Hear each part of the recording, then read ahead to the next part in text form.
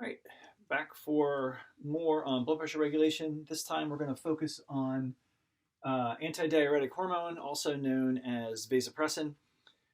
I tend to lump this in to the renin-angiotensin-aldosterone system, the RAS. You can add another A in there if you want to. Because what you want to do is you want to think of those three hormones as working together to boost blood volume and blood pressure, right? And so make sure you watch the one on angiotensin 2 first, because some of that material carries over into this one. So now we're looking at, and again, we had said in that video that angiotensin 2 is one of the stimuli for ADH. So what I want to do now is lay out the other stimuli for ADH, and then look at the actions on the particular target tissues, and sort of how we end up. Remember, that one was ADH is tied to an increase in blood volume that's tied to an increase in cardiac output, which is tied to a boosting of blood pressure, right? And so again, as a reminder, we'll put that up here. Our Poiseuille's law solved for pressure.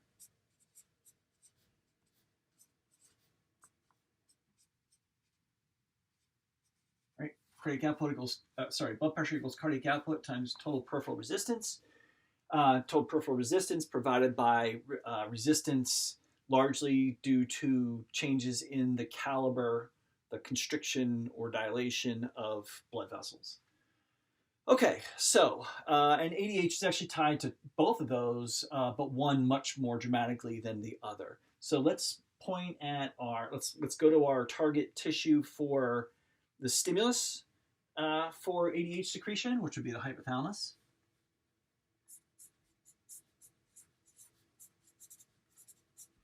Right? And again, we could think of the hypothalamus in terms of ADH secretion. We could think of the hypothalamus as extending into the posterior pituitary.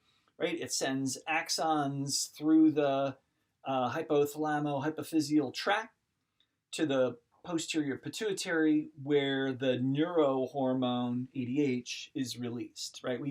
Sometimes we drop the neuro part. We just call it a hormone, but remember that it is secreted by hypothalamic neurons, the cell bodies of which are found above the posterior pituitary, above the pituitary.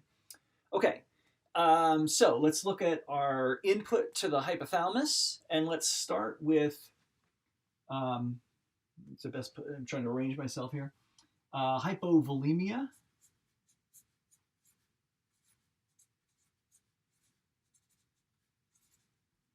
And it's going to be indirect. I'm trying to leave some space here to write this out. We don't have volume receptors per se, right? And well, we do and we don't, right? So again, when we talked about sensing blood pressure, we usually are talking about the high pressure sensors on the arterial side of the circuit. There are low pressure, which I actually call volume receptors, right? Even though they're not specifically measuring volume.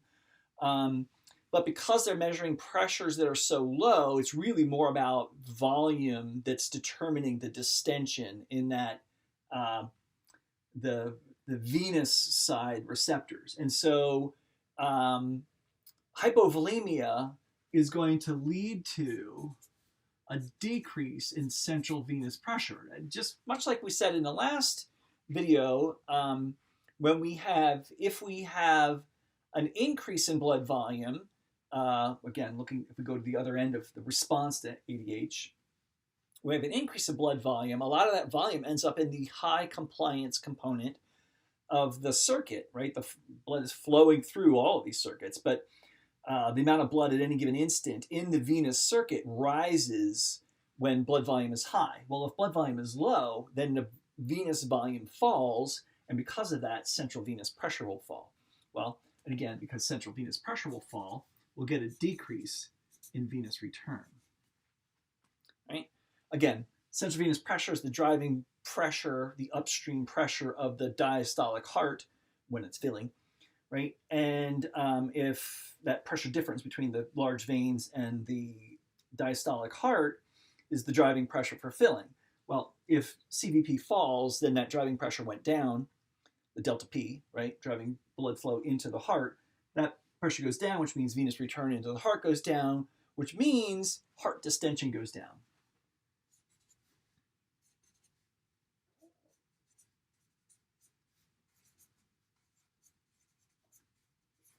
And what this does is this brings me to that idea of quote unquote low pressure or volume receptors.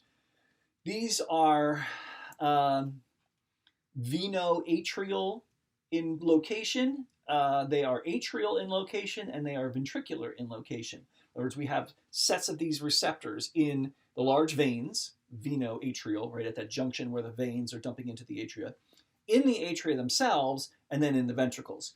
And when heart distension goes down, the firing of those receptors changes, and that is detected and fed into the hypothalamus as one of our stimuli for ADH secretion.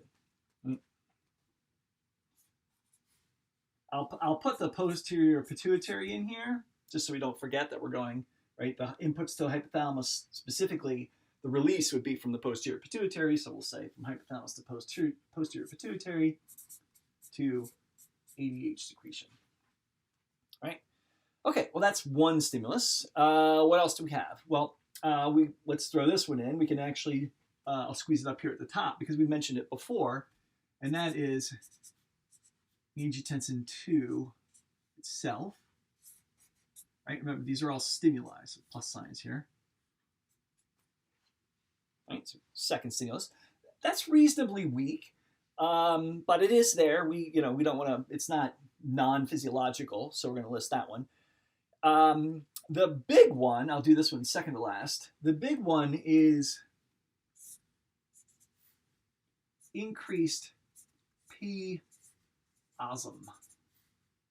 Right, and what is P-osm? So P-osm is plasma osmolarity. So this is concentration, right? And concentration equals solute per volume, right? And so if concentration, plasma concentration, extracellular fluid concentration in general rises, what it means is that we have an excess of solute or we have a lack of sufficient volume to dilute that solute. Right? And so one of the ways we can solve this problem is by increasing the volume, which would, again, it's on the bottom of the equation here, so increasing the volume would decrease the osmolarity, the concentration. And this is actually the strongest stimulus. So I'm going to put plus, plus, plus here. It's the strongest stimulus for ADH secretion. So ADH, yes, it's tied to blood pressure regulation, but it's also tied to electrolyte concentrations and maintaining proper electrochemical gradients for things like action potentials and gradient potentials and all those important, important jobs that some cells do in terms of communication or contraction, where those gradients, and they're important. Those gradients are important to all cells, but especially important to brain cells, or I should say nervous system cells and muscle cells. Okay, so that's our biggest stimulus. Now we also have another stimulus here, which would be an increase in sympathetic output. Okay, so when do we get an increase in sympathetic output? Well, two of them. The two that are probably the biggest and fastest stimuli for sympathetic output would be when blood pressure falls or when the chemical composition of blood changes from normal. And so we have the inputs here. So that would be baroreceptors.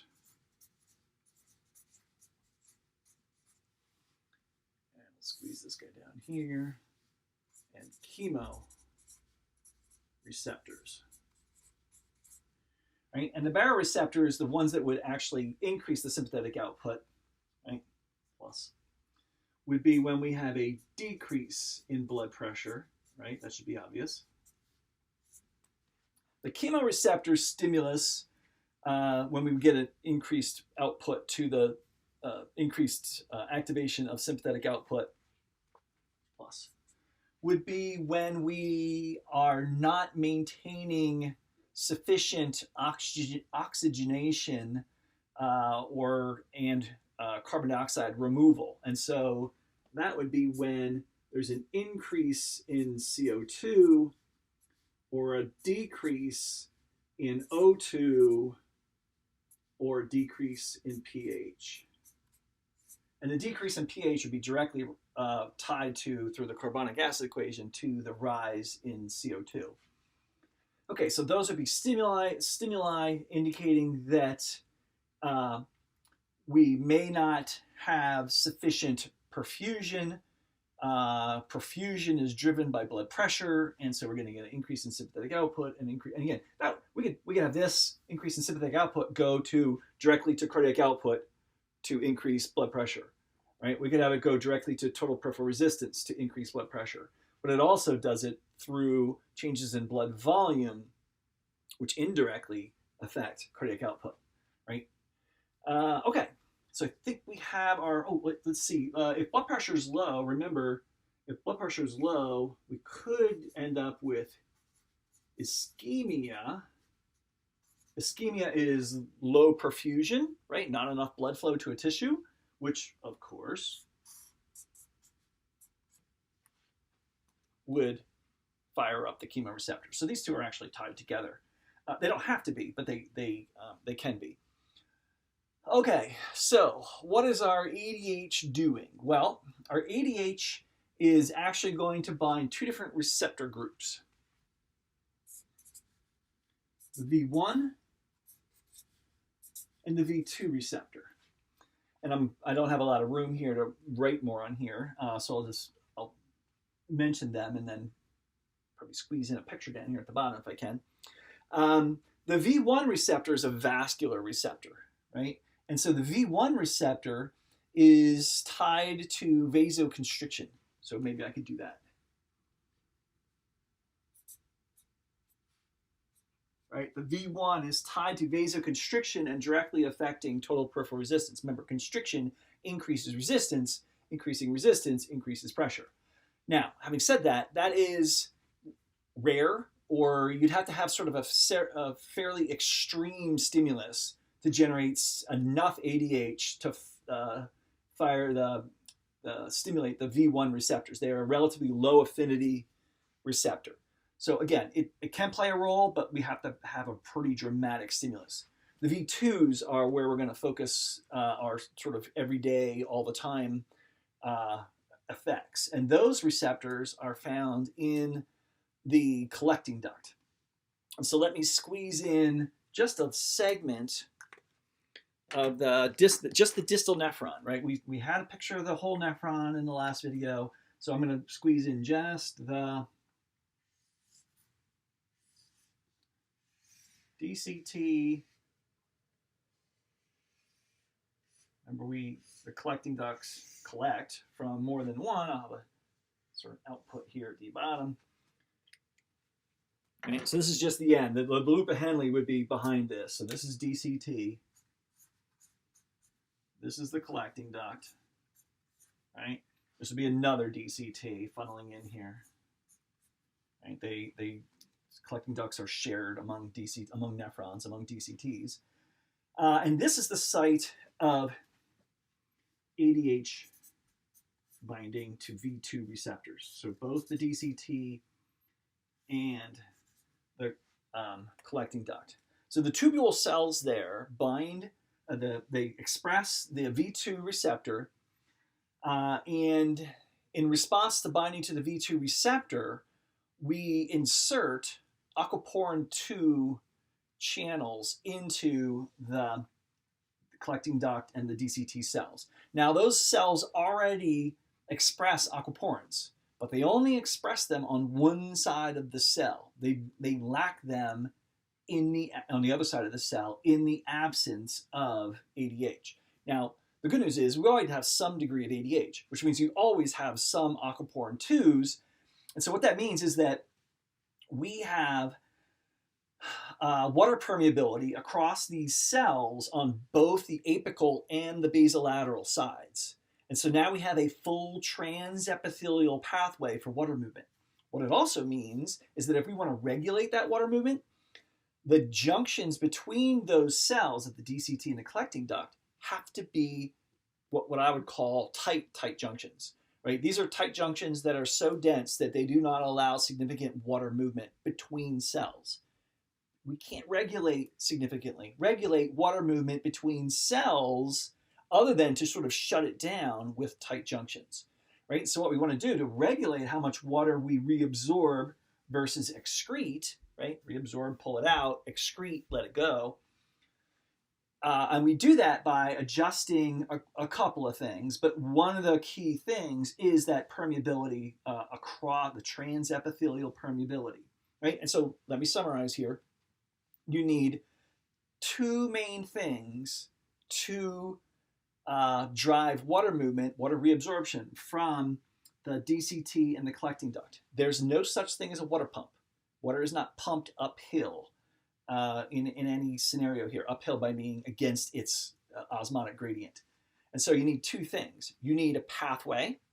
Here, that's provided by aquaporins on both sides of the cells, right? And again, one of those is the aquaporin 2, stimulated by the ADH, by the V2 receptor, at the V2 receptor. The other thing you need to move the water is the driving force, and that's an osmotic gradient. So you need it to be, and again, there are different kinds of nephrons. If you recall, there are long loop nephrons, and this is a much bigger deal in what are called juxtamedullary nephrons. Those are the nephrons that have very long loops. In other words, this would be deep into the medulla of the kidney. And what that means is that this having a gradient is that we would have solute. I don't know if you can see those dots, right? Those are solutes, and their concentration rises. I'll make them more dense down here. I'm just drawing two little spots for comparison. I can draw a couple little sparse ones up here, right? There's an increase in the concentration of the interstitium in the medulla of the kidney, because we have, next door, we have the loop of Henle, the countercurrent multiplier. Yes, it reabsorbs solute and water, but its probably bigger job is to generate this gradient. Because without this gradient, we can't pull water out of the collecting duct, right? And remember, we get 20 plus liters, 25 liters entering the DCT. You do not want to excrete 25 liters of urine a day, right? And so we need to reabsorb a large portion of that, 90+% of that, to generate our typical urine volume and maintain normal fluid balance. So again, our ADH is going to stimulate the aquaporins. Let's put these in as sort of pathways here, and the number of them that are there is going to depend upon the concentration of the ADH. And these are channels that are stored in vesicles in the absence of ADH, and then with ADH, they're bumped into the membrane, and then it can be pulled back out once the ADH, if ADH levels fall, then they get pulled back out of the membrane. And so this water permeability can go up and down, right, depending upon, largely, your osmolarity among these other things, right? I mean, this is the big stimulus. And so your hydration status largely determines plasma osmolarity, as well as the salt in your diet, and helps us adjust sort of how much water we excrete or retain to adjust our osmolarity. Okay, so we've got, in the presence of ADH, we're going to pull water out of the collecting duct, also out of the distal convoluted tubule. The DCT doesn't sit in this gradient, but it is as long as it's saltier on the outside than it is on the inside, we will pull water out. Again, we can get into why that's true. The DCT is the fluid inside the DCT is relatively dilute based upon what happened in the ascending loop of Henle. But to keep pulling water out, right, because the more water we pull out, the more concentrated the inside of this is going to become, right, the urine will become. So it has to keep getting saltier on the outside to maintain a gradient to pull more and more and more water out, right? And what's the solutes out here, or sorry, in here, are many of them are waste solutes, right? Yeah, there's extra sodium and chloride that are contributing there, but a lot of it's waste solutes, right? That we're concentrating into a small volume urine, helping us maintain water balance without, having to drink 18 liters of water a day or whatever. But so the overall action of ADH is to increase permeability here, allow the interstitial gradient, again, in the medulla to pull water out, which would, again, in response to ADH, which would decrease urine volume, right? Sorry, I'm getting a little low here, right? So our urine volume goes down, so urine volume decreases in response to ADH. Well, guess what? That makes our blood volume go up, and this we've seen before. If our blood volume goes up, we get an increase in central venous pressure because of the high compliance on that part of the circuit. If CVP goes up, we get an increase in venous return. If venous return goes up, we get the Frank-Starling mechanism, right? Around the corner here. We would get an increase in EDV, end diastolic volume. Parallel, and in response to that, we would get a decrease in ESV. Remember, those two together are the Frank-Starling mechanism. Those two together increase cardiac output. We're back up here, right? Which means we would get an increase in blood pressure, right? Helping to solve our problems that we had with, poor oxygenation or low blood pressure, or, all the things that were part of our stimulatory repertoire here. Okay, I think we got it all. We've got ADH. We've got our 4 main stimuli. Let me focus on that for a second. Let me highlight them. Make sure you don't miss anything. Right? We had our angiotensin 2 as a stimulus. We had heart distension tied to hypovolemia, right, as a stimulus. In other words, those low pressure volume receptors in the heart are tied to stimulating the hypothalamus. We have osmoreceptors. They're literally in the hypothalamus that respond to changes in solute concentration in the blood and possibly the CSF. And then we also had, as our last one, an increase in sympathetic output. All stimuli to the hypothalamus, increasing ADH, right?